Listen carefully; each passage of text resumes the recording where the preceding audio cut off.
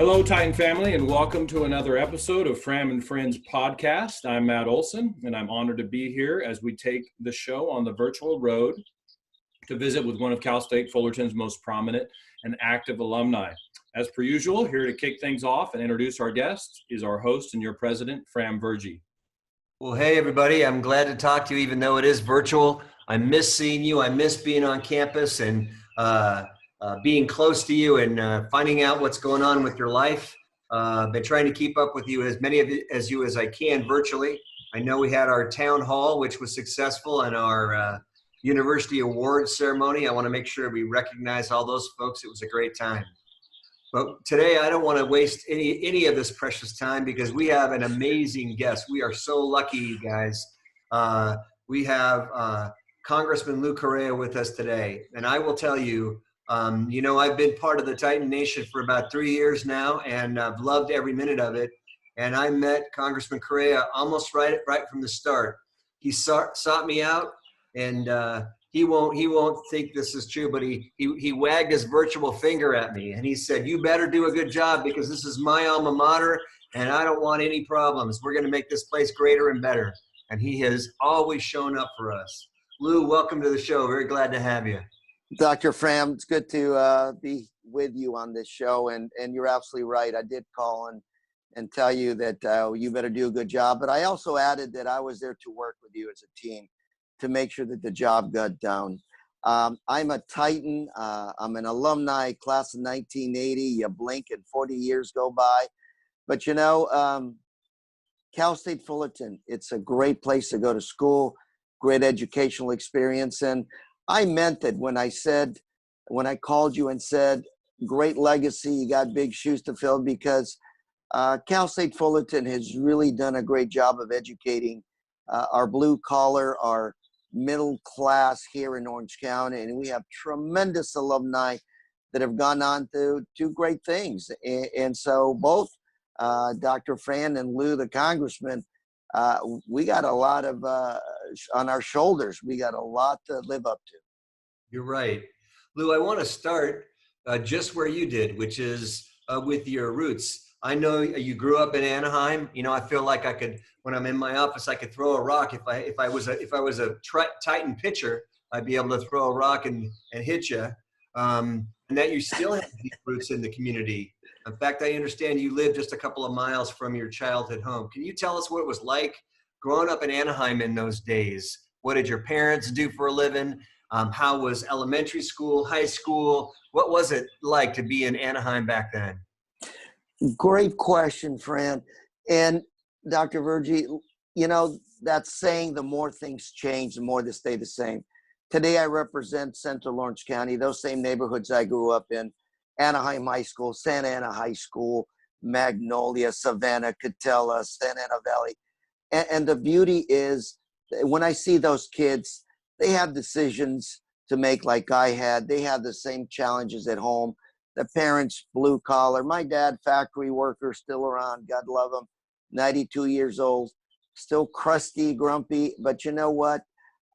When I graduated from high school, my dad said, "Son, congratulations, you're graduating. I'm going to give you a gift." And, I was expecting a gold watch, right? Something of the sort, a new car. And he said, "Go on and get your education. You don't have to worry about paying the rent. You don't have to worry about helping us pay the rent at home or pay the bills." And I thought, geez. But 40 years later, he gave me the best gift he could have ever given me, which was the financial freedom to study. And today, when I meet these kids, they say to me, "I need to help out at home. I need to help pay the rent, pay the bills, and I need to afford college." Same thing 40 years ago. When I got to Cal State Fullerton, again, I went to Anaheim High School. We weren't a prominent high school.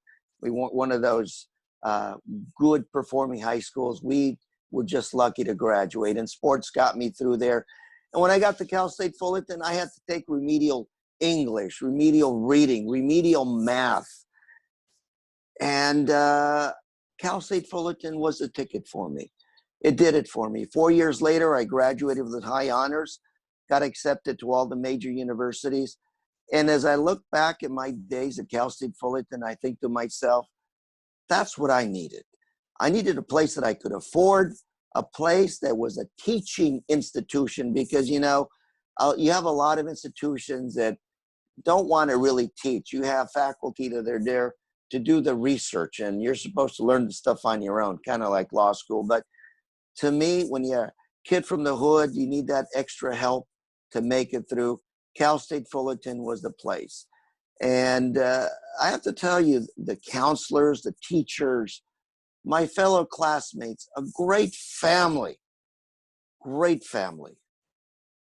So you grew up in a working class neighborhood. I know that, but there was something in the DNA of your folks that said you're going to college. We've talked about this before. I know you're a man of faith. I know a church is important to you. Family is important. What were the values of that formed you, Lou, and turned you into the amazing guy that you are today? I'm not a religious person, Dr. Fram, but I am a person of faith. I believe in God. I believe in working hard. I believe in doing good, doing as you would have those do unto you. I believe in helping my community. When I graduated from Cal State Fullerton, I went to UCLA, got a law degree and an MBA, worked as an investment banker for 10 years. It wasn't something that I woke up every day to and would say, I'm excited, I'm going to go to work. No. But when I got into politics, this is something that I love to do 24 hours a day, because helping people, making the world just a little bit better, representing my constituents, it's the greatest high you could ever have. And just 2 days ago, I went back to the old neighborhood, and not making this up, but I went to the same apartments I grew up in Anaheim and on Philadelphia and Water Street. And I was talking to one of the residents there, and she said, 7 of us live in this little apartment, a 2-bedroom. And she says to me, I sleep on the floor, but I'm blessed because my grandchildren, 3 generations in this little apartment, told me my grandchild just graduated from Catella High School, class of 2020. No graduation ceremony, but he's graduating and he's going on to junior college and he's making it. And I told her, I said, I hate to brag to you, but when I lived in the apartment behind you, there was 10 of us living in the apartment. So the point is, again, things change, but they remain the same. And to me, when I was in the legislature in the state, these experiences shaped my public policy. I had people, for example, that came to me and said, we got to outlaw overcrowded apartments. And I thought to myself, well, you trying to make me an outlaw? Is that what you're trying to do? And then I remember another time when I was in the state legislature, some of my colleagues saying, we have to change our policy when it comes to Cal States. We can't have remedial English and math classes. The students should get to Cal State as freshmen and be ready to hit it. And I would tell my colleagues, well, you know, guys, that was kind of me growing up, taking remedial classes. I remember people talking about bilingual education, dual immersion, and Democrats and Republicans with the same background that I had stepped up and said, wait a minute, these are important learning experiences, important learning processes. So, you know, when you get to be a legislator, you take the experiences that you grew up with, you take the things, as you put it, that made your DNA, and you use that to legislate. And that's the way democracy is supposed to work. Today in Congress, I'm one of 435 people. What I've got to do is represent my constituents. They have one voice, and that's Lou in the legislature. And that's what I do day in and day out. Sometimes it's easy, and sometimes it's not easy, because the hardest thing in life is saying no to your friends. Yeah. And you got to do that once in a while. Yet at the same time, I have to tell you, you pull back.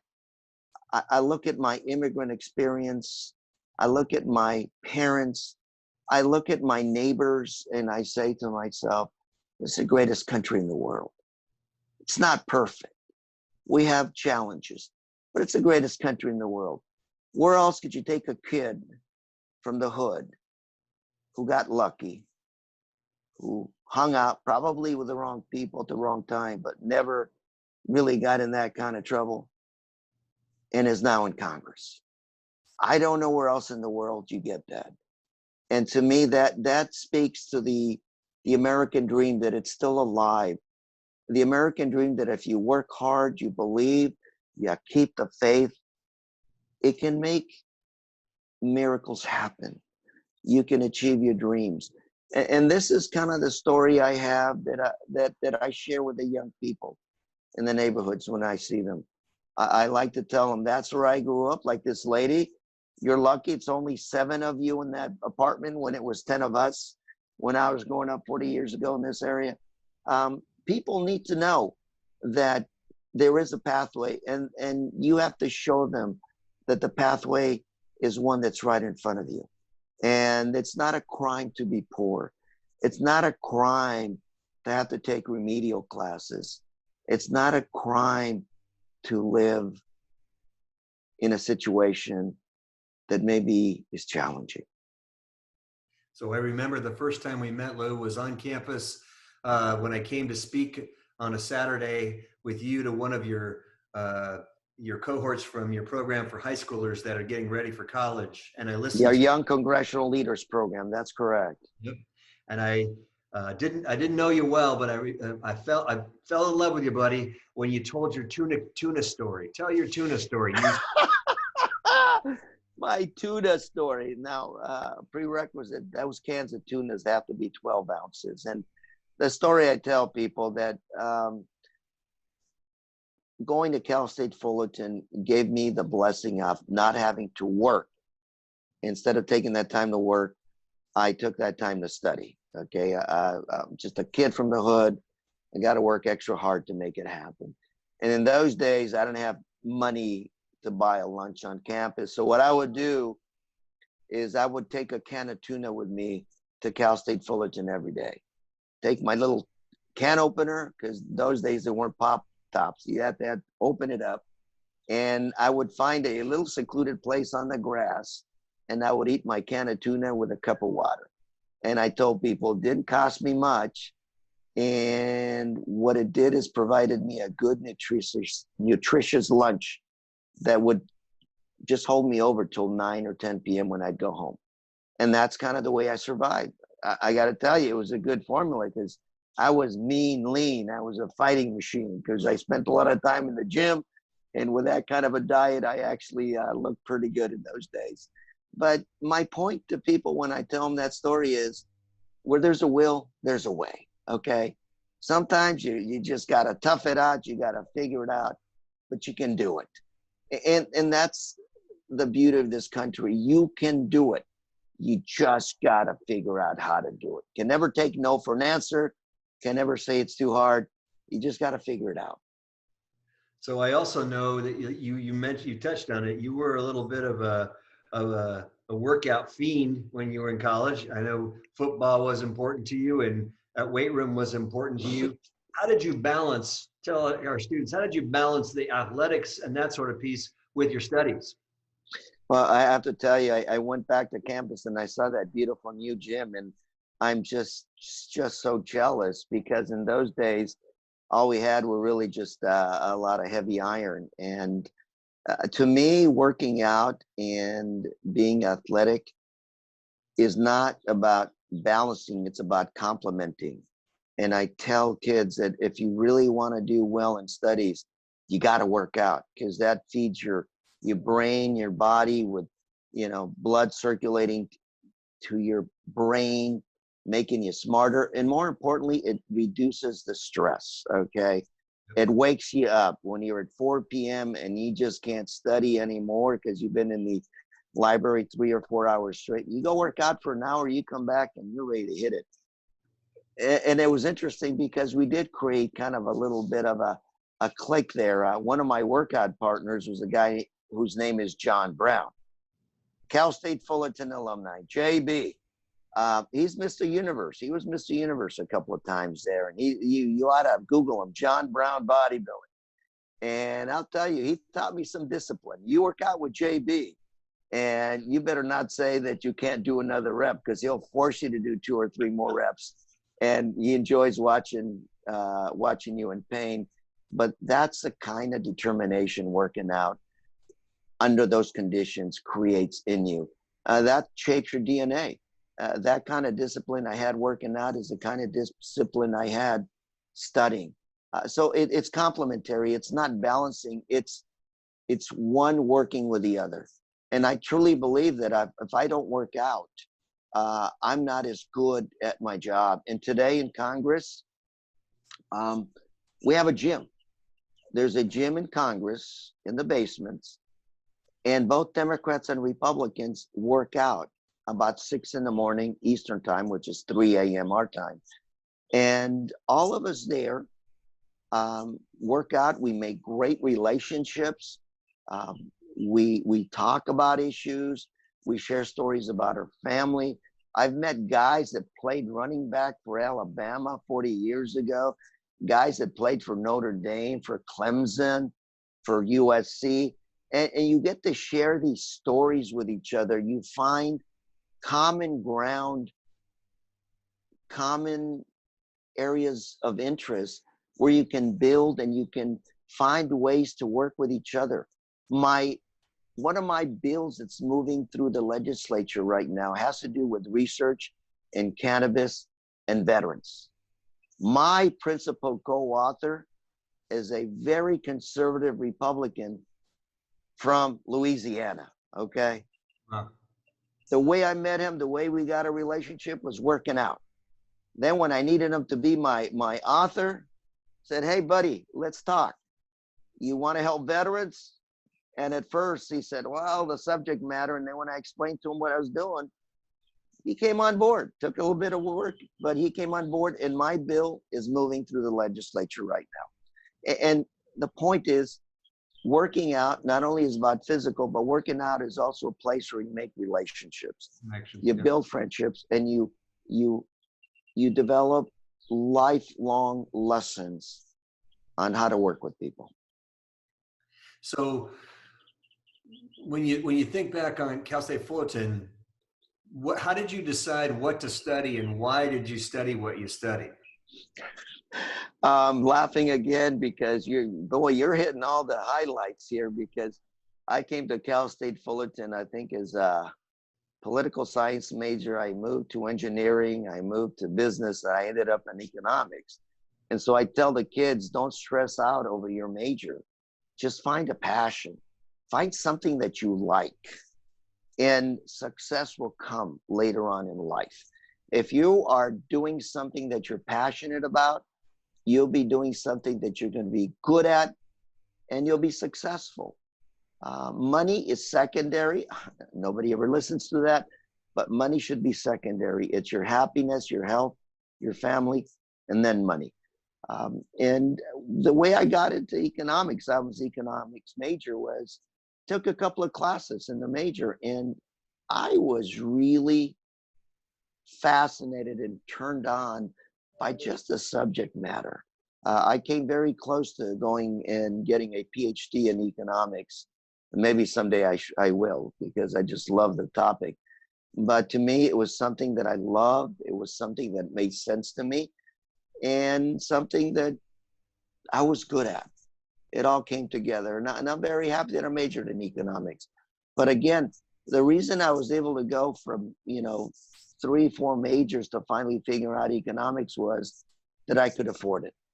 If I would have been a private university, blowing 2 or 3 classes not in my major, would have probably hurt financially. But because I was at Cal State Fullerton and the costs were reasonable, I could take that opportunity and really focus on the areas I wanted to focus on. And Congressman, you talk about private universities, and I'm curious as to when and why and how the term Harvard of the West came up with you and Cal State Fullerton. Well, when I ask people that I meet, primarily high school students and college students, I always ask them the question, why do people go to Harvard? And they look at me oddly, and the answer is clear, which is people go to Harvard University because they can't get into Cal State Fullerton.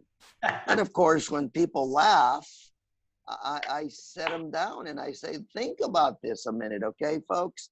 You're spending a bunch of money, you're going to bad weather, and you're away from home. Most of us here in this area, we have to take care of our families. Most of us here in this area care about our families and our communities. Most of us here in this area don't have a lot of money. And most of us are looking for an institution that's actually going to go out and help us learn. Whether it's the Dreamer Center, whether it's Upward Bound, whether it's that extra counselor. My economics professors, they knew me by name because every day after class, I'd be there bugging them to explain to me one more time that theory and one more time, how does that really work? That's what Cal State Fullerton is about. And so for people to think that you're going to go off and find that goose that lays a golden egg, or you're going to find the grass greener than this side, yeah, maybe you will. And I'm not saying you shouldn't. I tell students you ought to shoot for the stars. But at the same time, I also tell students, you have to balance your life. Balance your life. I could have gone to Harvard. I could have gone to the East. I could have done many things, but I had to balance my family. I had to balance my finances, and I had to balance my community. And this is the way the cards were dealt to me. I got the cards, and I think they were good cards. I'm blessed to live in Central Orange County. I'm blessed to represent my friends and neighbors that I grew up with. And so, yeah, I could have gone to Harvard. I could have gone to Stanford. But you know what? Great institutions. But Cal State Fullerton was the right choice for this guy. And it's the right choice for a lot of people. Just a few days ago, I laughed because another true story, I got a phone call from a high school counselor here in the area who said, hey, Lou, this young man just got accepted to this very prestigious university, but they're trying to figure out how to pay for it. And the family's stressing, and this is the pain the family's going through. And I said, well, let's pull back a little bit and talk about the decision. Okay. What's the plan? And he wants to play baseball. I said, wow, you want to play baseball? Let me talk to you about Cal State Fullerton. Let me talk to you about Santa Ana College. And let me talk to you about tuition and expenses and the family. And is that kid going to feel well when he goes across the country to play baseball when his parents are striving to survive here? Probably not. Because you can't go away and focus 100%, 110% on your studies when you know back home things are not balanced. You got to have that balance to focus on your studies. And I gave the young man the advice, which was, look, that's a decision I made, okay? 40 years ago, I made the decision. I'm going to give that up. I'm going to give up the assumption of stardom for what I need to do. I need to balance my life. I need that extra help. I need that extra time to study. And I got to make it all come together. And for me, that's why this is the Harvard of the West Coast. The Harvard of the West Coast is where you're going to get the best education, and it's going to make you a better person. I love it. Love it. Now we also know that you didn't stop at Cal State Fullerton. You went on to UCLA and you got your law degree, and you also got an MBA. So I'm going to ask you, if you look back on those two degrees, which one do you think you enjoyed more? Which one do you think is more important, the JD or that MBA? Let me answer it the following way. If I had the chance to do it again, I would do both degrees, but I would do one at a time. Like I said, I was always, the finances were always, you know, in the back of my head. So I was trying to get out of school as quickly as possible, start working as quickly as possible. But there is something to be said about being an expert in certain fields as opposed to a generalist. And in my opinion, you go to law school, you become an expert at your craft, which is being a lawyer. You learn the arguments, how to do an argument in court, how to file those documents, how to do the legal research and writing, how to do the moot court. That stuff is going to take you 3 years plus to become a good, solid lawyer. Then you go to the business school. Then you focus on the area of becoming a good manager. That's the way that should work. Trying to do both in 4 years is too difficult, in my opinion, and just doesn't afford you the opportunity to learn the craft, one or the other. And you, Dr. Virjee, you're a lawyer. You come up from a very prestigious law firm. You know that to be a good lawyer, you got to be on this stuff. You have to be an expert in the area of law, and it's not easy. And so my answer to you is that the right question to ask is, should you do a JD/MBA? And the answer is probably not. I'd advise people do one, become an expert, then go back and get the other. Okay. So at some point, you decided to go into politics, and you were county supervisor, state senator, now a congressman. I know those are all different pieces. Did you enjoy one of those more than the other? And what was it that got you going on the political bug? Well, I'll tell you, it was probably, I stumbled into politics, and I say that because I got involved in 1994, 95, right when Prop 187 here in California was being passed. And that was the anti-immigrant movement in California, where 187 passed. And that initiative essentially said, if you're undocumented, you can't get an education, you can't get any social benefits, and it also stiffened the criminal penalties. It said you can't go to public school. A lot of very interesting, nasty things. And as an American, as a person who's a child of immigrant, I should say, I took that personally. My grandfather came to this country in the 1890s, 1900s. He was repatriated back in the 1930s, meant deported back to Mexico. So my father, an immigrant, but actually an American-born immigrant.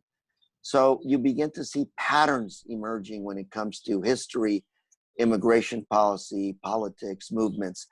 And so I wasn't there in the 1930s to help my grandfather, but I was there in the mid-1990s to help those immigrants that were up getting hit again. And that's the way I got started volunteering. I got involved in the Democratic Party. I was never really a what would you say, politically active Democrat. I registered as a Democrat, and when I turned 18, I voted for Jimmy Carter back in '76, but wasn't really that active. I was probably more Republican friends than I had Democratic friends. And that's the way I got involved. I got involved in a couple of campaigns, and people recruited me. I should have said no, but I said, okay, let me look at it, and got elected to the state assembly, served there 6 years, went on to the county supervisor seat, and then, of course, on to the state senate, and then to Congress. Now, I have to tell you that I lost a couple of fights. My first race in '96, I lost by 93 votes. And when you lose in politics, you feel like your guts are being ripped out of you, and you get into the that strange fetal position. I was there for about 3 months. The other people just decide to quit. It's tough to lose. But I lost again in 2015 when I tried to go back to be a county supervisor, and I only lost by 44 votes. And by then I was asking God what the message was that he was trying to send me. And the message was that the congressional seat opened up 2 months later, and I ran for this one and I won. So The difference, of course, in county government versus state versus federal is light years. County government, I believe, is the most satisfying. You go out there, you build roads, you fix the potholes, you do those kinds of things. At the federal level, the world is your jurisdiction. Right. Today, working with COVID-19, putting together these massive, unprecedented bailouts. What is in them? Who gets the benefits? Who doesn't? You deal with immigration policy. You deal with manufacturing policy, healthcare policy, tax policy. It is so diverse, yet it's all interconnected. I spend more time on the phone, more time talking with my colleagues, with experts, learning more about what it is that we need to do now. Just COVID-19, for example, revealed to us the big gaps we have in the manufacturing of protective wear, testing kits. 90%, 95% of our chemicals and pharmaceuticals, chemicals to make medicines, all come from China. Nothing against China, but we need to make sure that we have our own manufacturing capability here. So in the event China ever goes down, we can be there to rescue the Chinese people. And so you begin to see that just the array of issues, politics that we touch at the federal level is unbelievable. And again, when I'm voting in Congress, I have to take all of that and translate it into a vote that represent my constituents, that represents the best interests of my constituents. And again, I'm relying on that economics degree from Cal State Fullerton. I'm relying on my friends and neighbors to tell me what it is that they need. And when I push that button, that's what I'm doing, representing my constituents. So I know in your political life, you have an agenda, which we've talked about before. I know how passionate you are about veterans. I know how passionate you are about accountability for government spending, immigrant rights, taking care of our undocumented population. Am I missing anything, or what other areas are you focused on? Well, let me say to you, Dr. Virjee, that the big picture is I'm a patriot. I love this country. I do everything I can to make sure that this continues to be the greatest country in the world, and that those elements that made us the greatest country in the world are there to continue to keep us number one around the world. And that talks about economic opportunity, freedoms of religion, democracy, representation, make sure that your vote is counted, make sure there's freedom of expression, immigration. This is a land of immigrants. Every time you turn around, you find somebody from a different part of the world that is contributing mightily to this country. Immigrant rights, the debate we're having right now. Should the undocumented get a stimulus check? And the answer is no, we're not giving them. Should they? The answer is yes. Why? Just 2 weeks ago, I was out at the fields here in Irvine watching farm workers under these conditions of COVID-19, working, harvesting our crops. And I thought to myself, if these farm workers stop working for a month, we will have shortages of food at our supermarkets.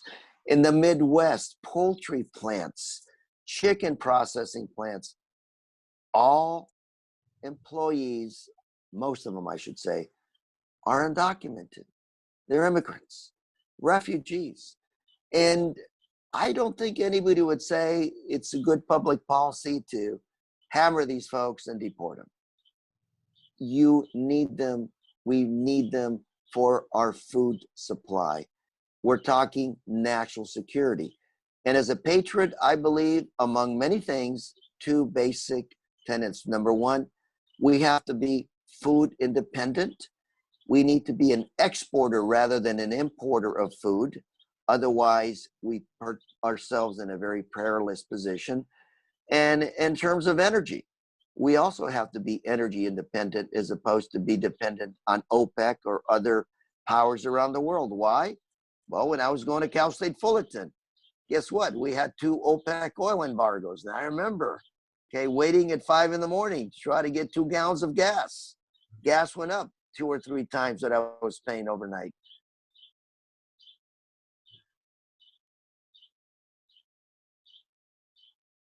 Hello? Yep, we Hello? missed you for a second. Yes, yes. So again, I'm a patriot. I believe in fundamentally trying to focus on those things that make America great, that have made us great, and making sure that we leave this country, our world, a little bit better for our children. So on that front, do you have any political heroes in that you look to as a sort of a guide from a morals perspective, ideals perspective?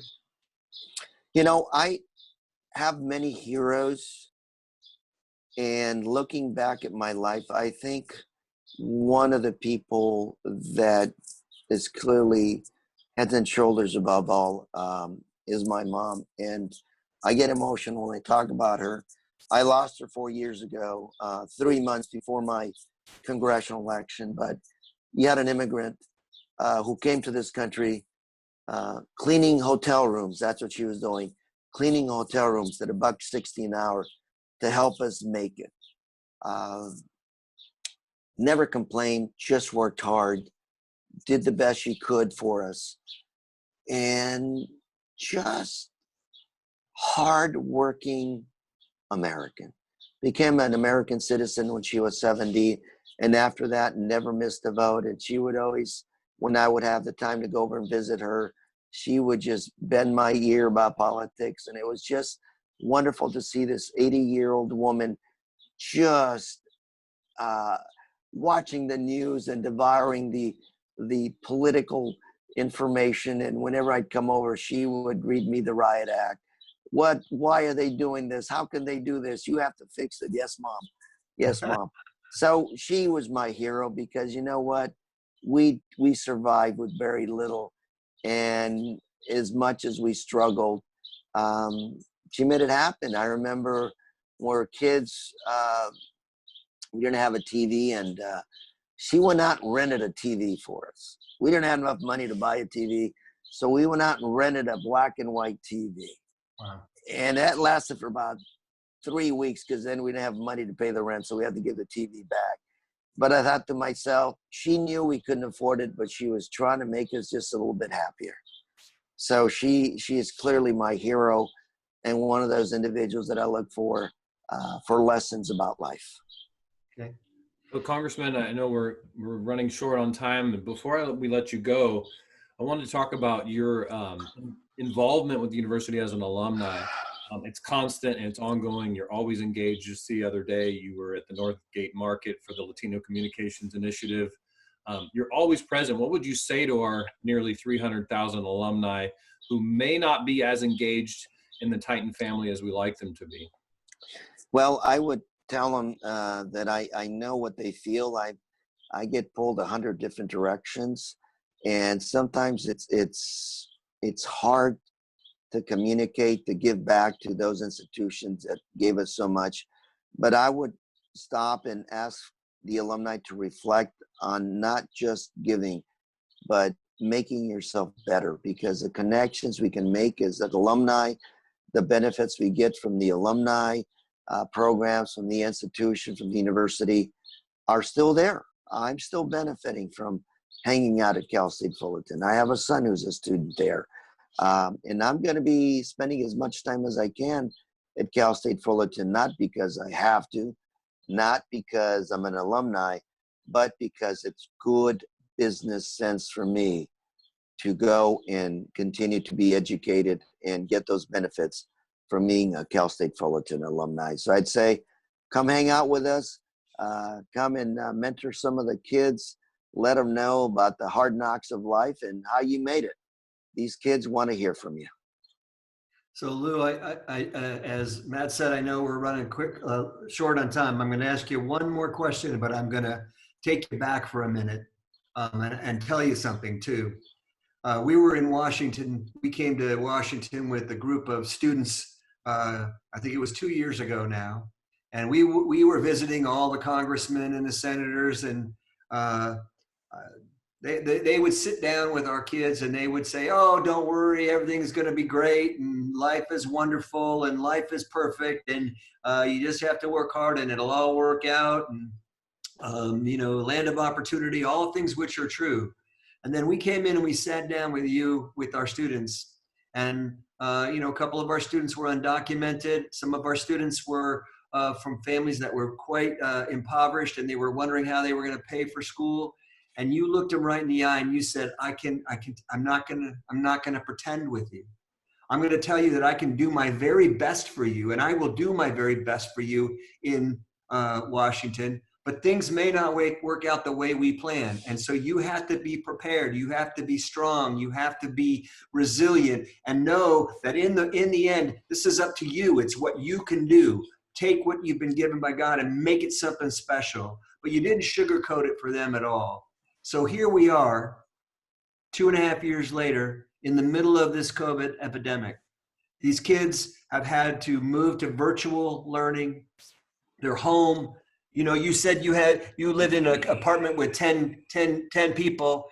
Imagine these kids are home with their moms and dads and grandmas and grandpas and aunts and uncles, and they're trying to find a quiet place to study. They don't have reliable internet. They're actually wondering, they were working 10 hours a week or 20 hours a week. Now mom's lost the job. They may need to work 50 hours a week, and they're still trying to get by. So with this last few minutes that we've got, give some advice to our Cal State Fullerton students. What would you advise them to be doing? There's some sorrow out there, some hardship, but they're also so resilient and they're so hopeful. They are going to make it. I know they are, and we're going to help them make it. But give them some advice, Lou. I lived through the 2008 Great Recession as a policymaker, and it hurt me every time I saw one of my constituents lose a home. It broke my heart every time I saw one of my families go without work and having to move out of the area. Real pain. Yet here we are, 2020. We survived 2008. We prospered. We as policymakers recognize the challenges ahead of us. That's why we are investing, we are spending, we are stimulating the economy. Almost $3 trillion, another 3 to 4 trillion from the Fed, to make sure we have a V-shaped recovery.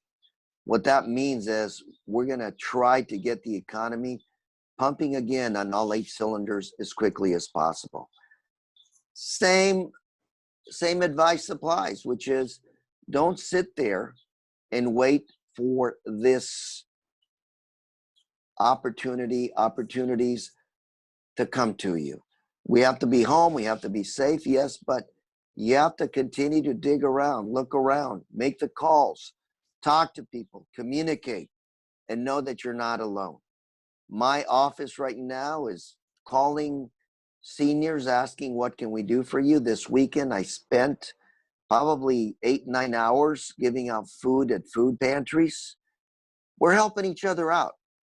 The positive side, the silver lining in this cloud is I've never seen so many people step up to help each other.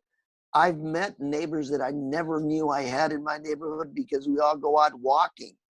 We all talk to each other and we share stories and we share advice and help.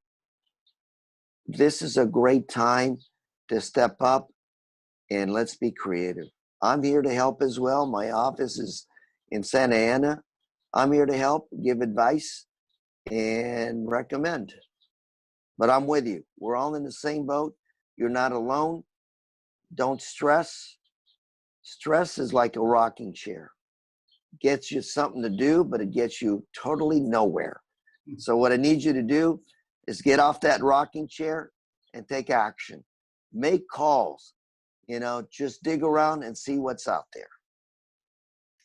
Well, this has been a great time to sit and talk and get your perspective. I know I am very, very proud that you are our congressman in Washington. I am very, very proud that you are representing us, but I'm even more proud to have you as the leader of the Titan family. You are an amazing alumni, an amazing person. Thank you so much for coming on and talking to us today. Dr. Fram, let me conclude with the same words I stated to you when I met you, which is, you got a big job to do, sir. We're all counting on you getting it done, and to let you know that we're all going to do it together. It's not just you. We're all a team. Count on all of us. Thank you very much. Go Titans. All right. Way to go. Thanks, Lou. Thank you for listening to Fram and Friends, a collaboration between Titan Radio and Cal State Fullerton. For more episodes like the one you just heard, visit titanradio.org.